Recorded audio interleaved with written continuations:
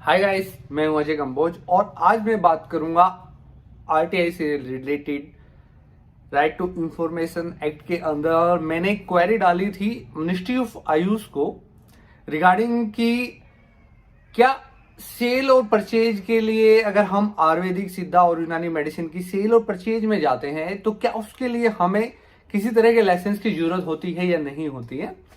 तो उसी के बारे में यहाँ पे बात करूंगा। उस आरटीआई का जो रिप्लाई मेरे पास आया है उसके बारे में यहाँ पे बात करूंगा।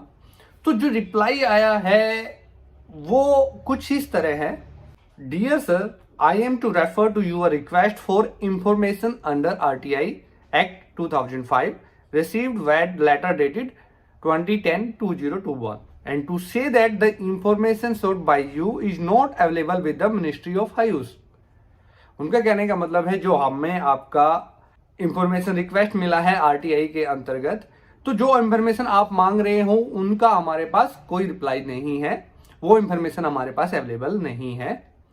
उसके बाद वो लिखते हैं rule 154 and rule 157 of Drug and Cosmetics Rule 1945 provides the guidelines for license to manufacture for sale of Ayurvedic including Siddha and यूनानी ड्रग्स। कहने का मतलब है कि जो रूल 154 है और 157 है ड्रग एंड कॉस्मेटिक्स रूल 1945 के अंतर्गत, वो गाइडलाइंस प्रोवाइड करता है मैन्युफैक्चरिंग लाइसेंस से रिगार्डिंग। अगर आप उसको बेचने के लिए बना रहे हो आयुर्वेदिक मेडिसिन को या सिद्धा मेडिसिन को, जो यूनानी मेडिसिन को, तो उससे बनाने से रिलेटेड जो गाइडलाइंस है, लाइसेंस की जो गाइडलाइंस है, उनको वो प्रोवाइड करता है।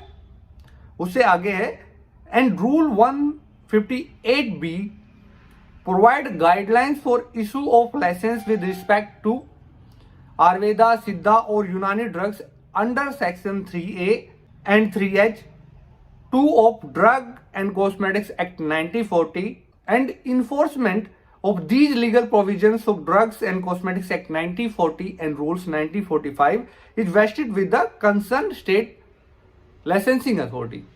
मतलब जो रूल 158B है वो लाइसेंस को इशू करने की गाइडलाइंस प्रोवाइड करता है आयुर्वेदा, सिद्धा और यूनानी ड्रग्स के लिए अंडर सेक्शन 3A और 3H 2 of drug and cosmetics act 1940। और जो ड्रग एंड कॉस्मेटिक्स एक्ट 1940 और 1945 है वो जो इन लीगल प्रोविजंस की जो इन्फोर्समेंट की जो शक्ति प्रोवाइड करता है, पावर प्रोवाइड करता है, वो कंसर्न स्टेट लाइसेंसिंग अथॉरिटी को करता है। आगे जो है वो है कि drug and cosmetics act 1940 and rules 1945 available in the public domain of ministry of Ayush under Ayush drug tab. मतलब अगर आपको ड्रग एंड कॉस्मेटिक्स एक्ट को डाउनलोड करना है, उसके बारे में चेक करना है, तो वो मिनिस्ट्री ऑफ आयुष की वेबसाइट पे आपको मिल जाएगा। अब मेन पॉइंट पे आते हैं। जो मेन हेडलाइन है इसमें जो बहुत कुछ कहती है, as of now provisions for sale licence of Ayurveda, Siddha and Unani drugs are not available in drug and cosmetics rules 1945। इनके कहने का मतलब है कि जो सेल्स लाइसेंस का प्रोविजन है आयुर्वेदा, सिद्धा और यूनानी ड्रग्स में, वो ड्रग एंड कॉस्मेटिक्स रूल 1945 में अवेलेबल नहीं है। तो अगर drug and cosmetics act and rule एक ऐसी गाइडलाइंस है जो आयुर्वेदिक सेक्टर को भी रेगुलेट करती है फार्मा के साथ साथ, इसके अलावा ये कॉस्मेटिक्स को भी रेगुलेट करती है, मेडिकल डिवाइसेज को भी रेगुलेट करती है, बहुत सारी चीजों को ये रेगुलेट करती है। आयुर्वेदिक से रिलेटेड, सिद्धा से रिलेटेड, यूनानी से रिलेटेड, होम्योपैथिक से रिलेटेड सब चीजें drug and cosmetics act and rule के अंतर्गत ही रेगुलेट होती है। तो उसमें कोई भी ऐसा प्रोविजन नहीं है जो ये इंडिकेट करता है कि आपको आयुर्वेदिक, सिद्धा और यूनानी मेडिसिन को सेल करने के लिए लाइसेंस चाहिए।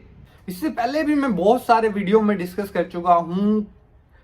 मैंने ड्रग एंड कॉस्मेटिक्स एक्ट को भी काफी बारीकी से स्टडी करने की कोशिश करी है और मैंने बहुत सारे लीगल अथॉरिटियों से भी इस बारे में बात करी थी। तो सबने यही कहा था कि आयुर्वेदिक, यूनानी और सिद्धा मेडिसिन के लिए सेल्स लाइसेंस नहीं चाहिए। और एक्चुअली मैं आयुर्वेदिक बिजनेस में काफी टाइम से हूं, तो मेरे किसी डिस्ट्रीब्यूटर को या हम भी किसी तरह का ऐसा कोई सेल्स लाइसेंस नहीं रखते अपने पास।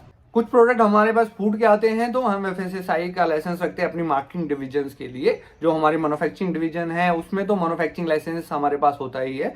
उसके अलावा जितनी हमारे पास मार्केटिंग डिवीजन है उन सब के लिए बेसिकली हम एफएसएसआई का ही लाइसेंस रखते हैं, क्योंकि कुछ प्रोडक्ट हमारे फूड के अंडर में भी आते हैं तो वो इसीलिए रखते हैं। आयुर्वेदिक के लिए तो कोई सेल्स लाइसेंस एक्चुअली कोई अथॉरिटी बताती भी नहीं है, होता भी नहीं है, लेकिन फिर भी बहुत सारा कंफ्यूजन होता है। क्योंकि अगर आप गूगल पे भी सर्च करोगे तो बहुत सारी ऐसी वेबसाइट्स है जो आपको बताएगी कि अगर आपको आयुर्वेदिक का, यूनानी का और सिद्धा का बिजनेस शुरू करना है तो आपको किसी ना किसी सेल्स लाइसेंस की जरूरत होगी। लेकिन वो ये बताएगी कि आपको सेल्स लाइसेंस की जरूरत होगी, लेकिन कोई भी वेबसाइट ये नहीं बताएगी कि आपको किस तरह के लाइसेंस की जरूरत होगी और कौन सी अथॉरिटी आपको वो इशू करेगी।